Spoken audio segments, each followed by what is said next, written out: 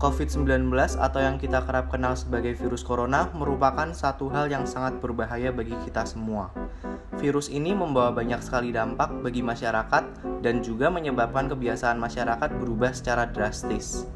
Berasal dari Tiongkok, COVID-19 ini menyebar dan menyebabkan pandemi di seluruh negara di dunia, tak terkecuali di Indonesia. Di Indonesia sendiri, pandemi COVID-19 ini sudah dimulai dari bulan Maret 2020 dan hingga Januari 2021 sekarang ini, Indonesia masih belum bisa terbebas dari pandemi COVID-19 ini. Banyak risiko downside risk dari COVID-19, tapi di sini kami berfokus pada downside risk dari COVID-19 yang dialami oleh sektor bisnis. Pandemi COVID-19 berubah banyak sekali hal dalam dunia bisnis.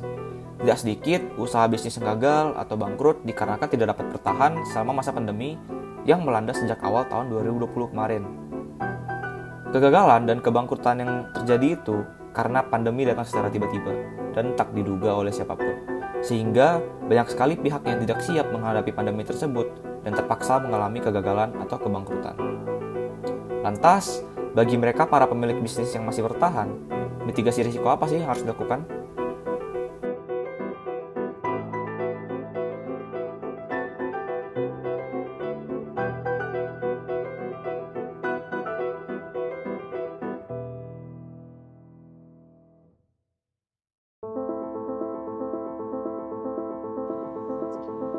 Yang pertama yaitu dapat memulai bisnis yang berbasis online. Saat ini perlu disadari bahwa banyak sekali daerah-daerah yang menerapkan sistem PSBB di mana para masyarakat tidak dapat bepergian keluar rumah secara bebas, sehingga mereka akan lebih memilih untuk berbelanja segala macam barang lewat online. Karena itu, bagi bisnis-bisnis yang masih bertahan di masa pandemi ini, salah satu mitigasi risiko yang dapat dilakukan adalah mulai menjual produk yang dimiliki secara online. Salah satu contohnya adalah sebuah UMKM bernama Toko Organik yang terletak di Bandung yang menjual berbagai produk-produk organik baik itu kesehatan sampai ke makanan. Pak Erik, selaku manajer cabang, mengatakan bahwa adanya pandemi ini sangat mempengaruhi penjualan mereka, dan salah satu toko mereka pun terpaksa ditutup.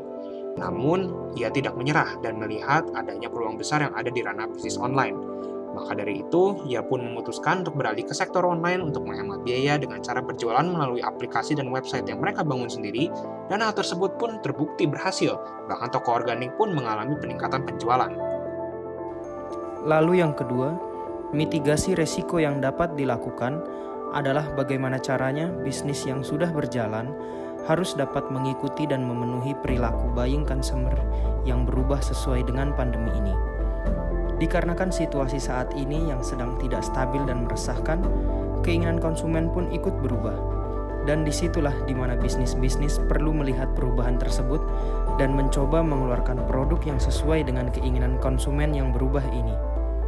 Misalnya pabrik kain dan tekstil yang memiliki sisa stok kain yang tak terjual karena pandemi ini bisa dialihkan untuk dijadikan bahan baku pembuatan masker kain. Dan contoh lainnya misalkan restoran atau kafe yang juga mengeluarkan varian baru makanan atau minumannya seperti Starbucks yang mengeluarkan varian kopi dalam botol 1 liter karena lebih sesuai dengan perilaku konsumen yang tidak akan sesering dahulu untuk pergi ke kafe dan membeli 1 cup kopi saja.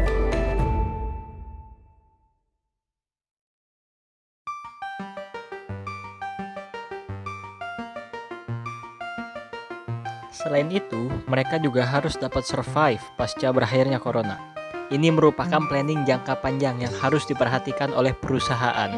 Pakar manajemen pemasaran Hermawan Kertajaya mengatakan kalau perusahaan saat ini banyak yang berpikir bagaimana cara bertahan saat pandemi, tetapi tidak banyak perusahaan yang berpikir bagaimana cara bertahan pasca berakhirnya pandemi. Karena pada saat itulah kondisi ekonomi, kondisi pasar, perilaku konsumen, dan semua yang berkaitan dengan bisnis berubah. Maka perusahaan dan bisnis harus melakukan perencanaan jangka panjang agar dapat bersaing dan survive pasca berakhirnya pandemi corona ini. Dan yang terakhir, tentunya kita juga harus dapat berkontribusi dalam mengurangi risiko pandemi ini dengan melaksanakan protokol kesehatan dan menjaga kesehatan. Sampai pada akhirnya pandemi corona ini berakhir. Akhir kata saya ucapkan terima kasih atas perhatiannya. Semoga tayangan ini bermanfaat. Tetap jaga kesehatan, mentaati protokol kesehatan, dan sampai jumpa.